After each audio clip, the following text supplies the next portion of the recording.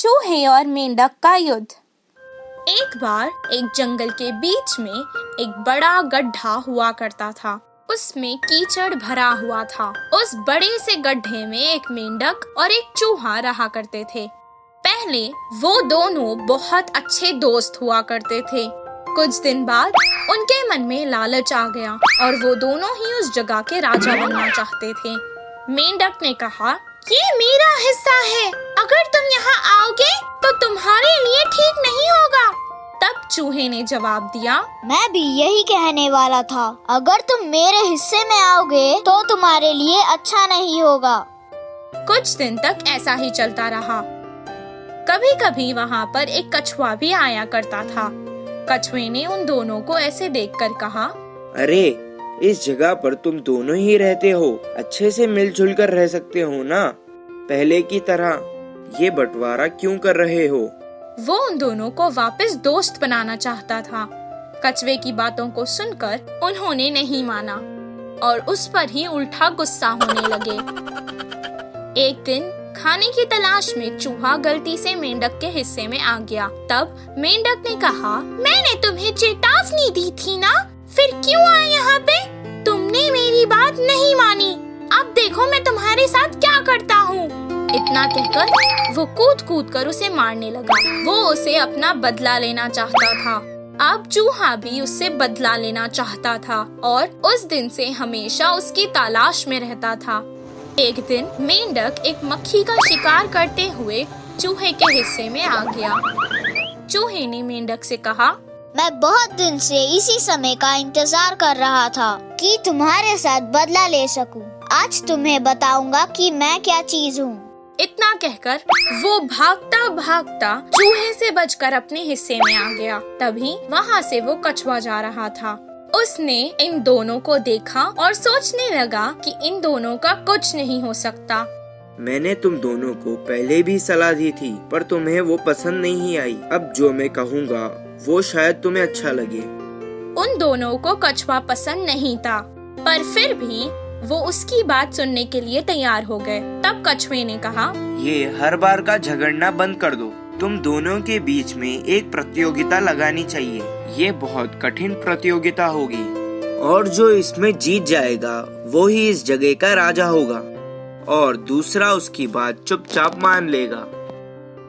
उसकी बात उन दोनों को बहुत अच्छी लगी। दोनों ही अपने आप को एक दूसरे से ताकतवर समझते थे।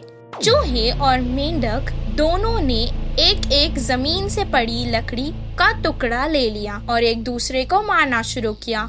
ऐसे ही लड़ते लड़ते 2-3 दिन गुजर गए। उन दोनों ने हार नहीं मानी। एक दिन एक बड़ी सी चील ने उन्हें देखा और उनके ऊपर उड़ने लगी। उन दोनों को वो लड़ते हुए देखने लगी। धीरे से वो नीचे आई और मेंढक को अपने मुंह में और चूहे को पैरों में दबोचकर फर्र से उड़ गई।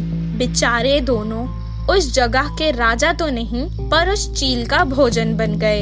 इस कहानी से हमें ये शिक्षा मिलती है कि दो दोस्तों की लड़ाई में हमेशा तीसरे का ही फायदा होता है।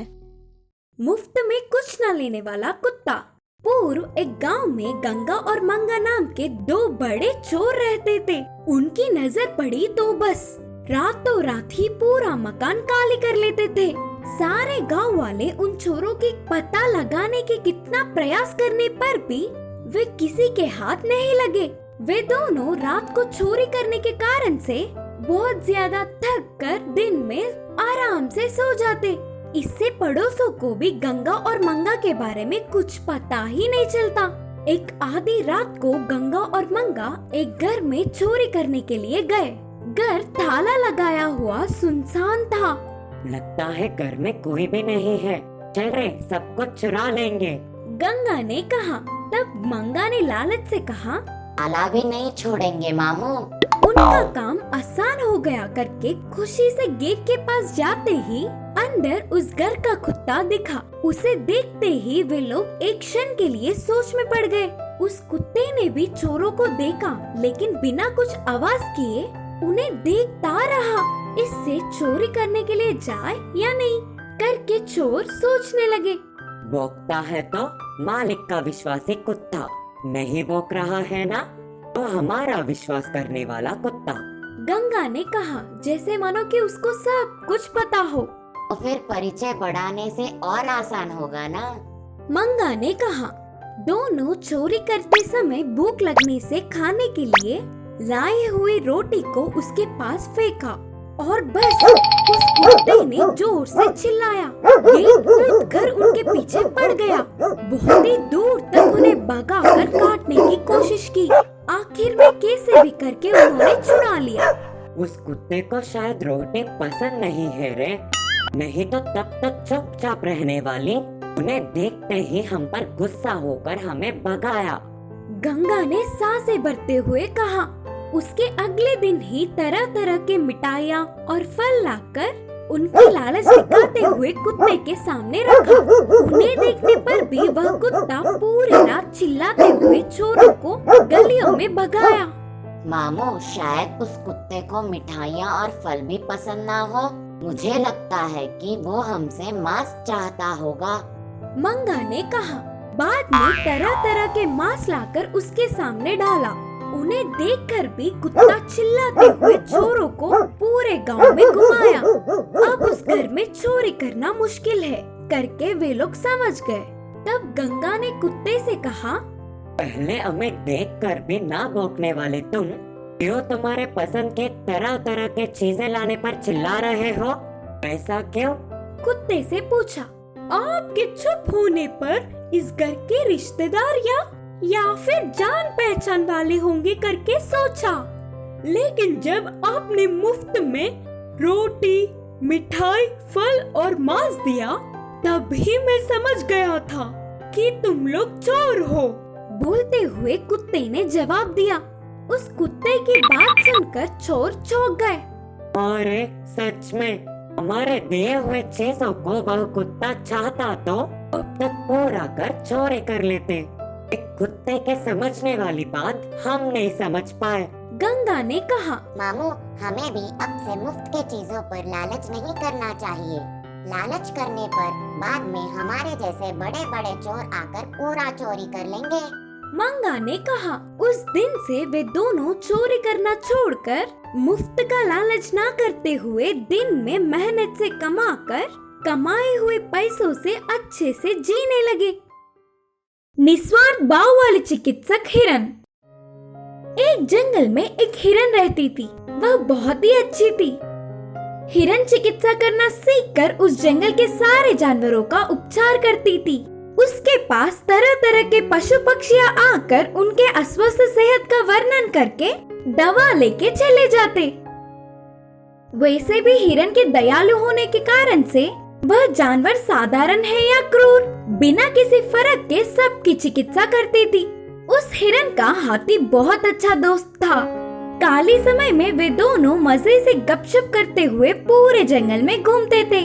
वह हाथी कभी कभी कहता था कि दोस्त, क्रूर जानवरों का चिकित्सा करना खतरा होगा, इसीलिए उनसे पहले से ही दूर रहोगे तो अच्छा होगा। बोलते हुए हिरन को चेतावनी देता था।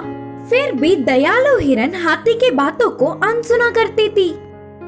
एक दिन जंगल के चालाक लोमड़ी को खतरे से बहुत ज्यादा चोट लगी।